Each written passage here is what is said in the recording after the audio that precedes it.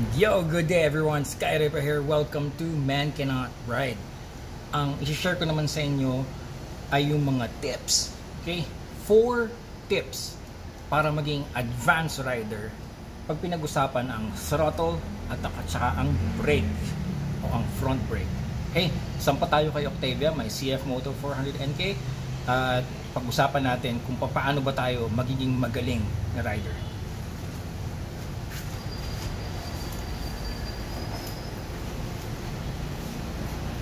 Okay, so pag pinag-usapan natin ang advanced riding skills, akala ng iba yan ay masyadong komplikado o pang racing lamang, pero hindi. Sa tunay, napakasimple ng advanced riding skills. Okay, throttle control at saka brake control. Yan ay dalawa sa 4 na fundamental riding skills na kailangan nating ma-master bilang mga riders, lalo na yung mga big bike riders. Okay, so throttle control tsaka brake control. Tip number 1, be very smooth. Kailangang suwabeng-suwabe. Yung ating mga inputs ay dapat suwabe. So throttle,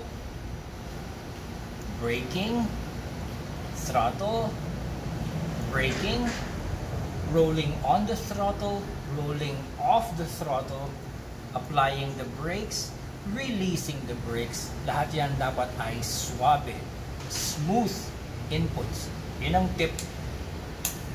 tip number 1. Okay, tip number 2 para maging advanced rider sa throttle control at brake control. Huwag nating itu-two-time ang dalawang to. Okay, huwag tayong maging two-timer. Hindi natin pwedeng pagsabayin ang throttle input at saka ang braking input. Okay? Binibigyan mo kasi ng magkaiba o magkasalungat na commands ang motor. Sinasabihan mo siya na umarangkada at tumigil. So, hindi siya magandang gawin na lilituhin mo yung motor na gusto mong umarangkada o kaya naman ay nakaarangkada ka tapos namemreno ka. Okay? So, if we are going to use the throttle, we are not going to use the brakes. If we are going to use the brakes, we are not going to add throttle. Meron pang mas komplikadong discussion about overlapping throttle and brakes. Pero, dito muna tayo sa level na to na advanced riding skill. Huwag muna tayo dun sa racing skills. Okay? Sa advanced riding skills, do not overlap the throttle and the braking inputs. Okay? And tip number 2. Now, number 3. Actually, ang number 3, wala sa kamay. Actually, hindi lang sa kamay. Okay? Ang tip number 3, matagal ko na itong nagawa ng mga videos. Actually, lahat ng sinasabi ko ngayon ay nagawan ko na ng mga videos before. Inuulit-ulit ko lang. Ang dighay.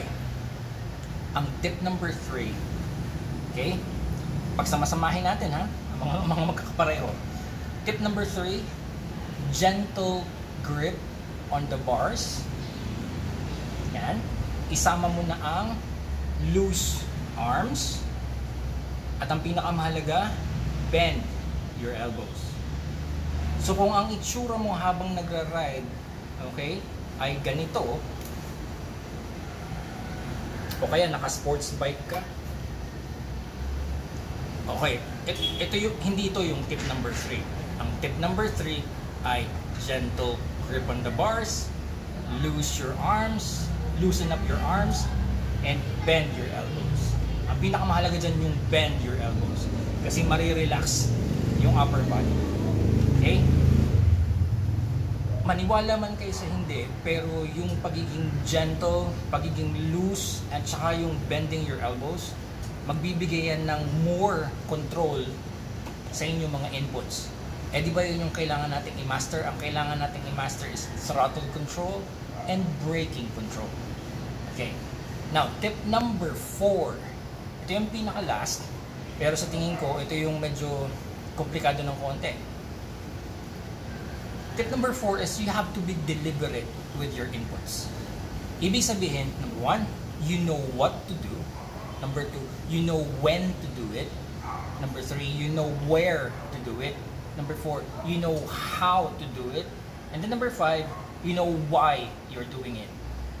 Okay, so halimbawa, scenario, nasa corner na to. So ano ba ako? Aarangkada ba ako? Magre-release, mag-engine braking ba ako? Mamembreno na ba ako dito? I-release ko na ba yung preno dito? Dadagdag ba ako? Maintenance throttle ba ako? Engine brake? Kapag nagduda ka sa mga inputs mo while you're doing it, you don't have control. So, ibig sabihin, bago mo gawin yung isang bagay, na i-prepare mo na yung sarili mo, what am I gonna do? When? Where? How? Why? Nasagot mo na yung lahat sa isip mo bago mo pa man siya gawin. At pag ine-execute mo na yung movement o yung skill, you are deliberate. Ibig sabihin, kalkulado mo lahat ng action mo. Alam mo na pag ito ang ginawa mo, ito yung resulta. Alam mo na pag ginawa mo to, ito ang mangyayari. Pag may kinakailangan kang baguhin, let's say yung diniscuss kong video about yung corner radius, kung paano papasok yung radius, kung paano lalabas yung radius, going deep into the corner, going shallow into the corner, nagawa ko rin ng video. It's all about the speed, it's all about throttle control, it's all about braking, yung skill na trail braking. And kung alam mong gamitin yun deliberately, ibig sabihin alam mo kung paano mangyayari at kung ano mangyayari, then you have control. Hindi yung tipong may gagawin ka, tapos magdadasal ka na lang na sana gumana. Sabi ko, may meron ako dito, sana lumiko. That's not good. Especially on public roads.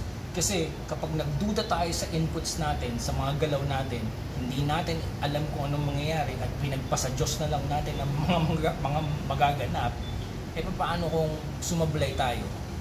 Okay lang sana kung tayo lang ang madidisgrasya. Eh paano kung may madadamay? Alright, so those are the 4 tips. Those are the 4 tips para maging advanced rider pag pinag-usapan ang throttle control at saka ang braking control. Sabi ko naman sa inyo, advanced riding skill pero napakasimple lang. Alam niyo kung bakit? Kasi kung ano yung basic, kung ano yung simple, siya yung mahirap gawin dahil ang mindset ng mga riders ay magpa-astig at kinakailangan gumawa ng mga astiging gawain, kinakailangan magpasikat, kinakailangan ng bragging rights, kaya kinakailangan extra effort, kinakailangan magmagaling, magmarunong, pero nakakalimutan yung basics. Again, 4 tips. Number 1, be very smooth.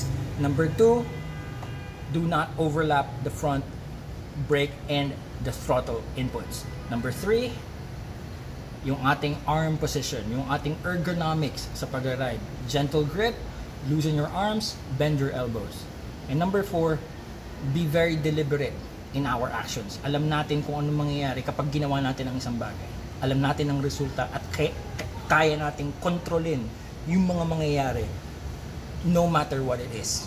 No matter where we are, it's, again, ulitin ko yung sinabi ko kanina, it's knowing what we need to do, when we will do it, where we will do it, how we are going to do it, and why we are doing it. That is full control of your motorcycle. Throttle pa lang yan at saka brake controls. So susunod, tingnan natin yung dalawa pang fundamental skills. Yun naman ay yung vision at saka yung steering. Actually, napakarami ko ng videos na nagawa tungkol sa vision saka sa steering. Marami na rin ako nagawang videos tungkol sa throttle control, brake. Actually, napakadami ko nang nagawang videos tungkol sa pagra-ride ng isang big bike. Nasa uploads lang yan. Maraming salamat dun sa mga nanonood ng mga old videos. Dun sa mga ayaw, saka mga tinatamad maghanap, at sa mga well, eto, I'll keep on making videos, updated videos about the same topic, baka sakaling makatulong sa inyo. You ride safely, you have a great day. Nasusunog na ang sinaing ko.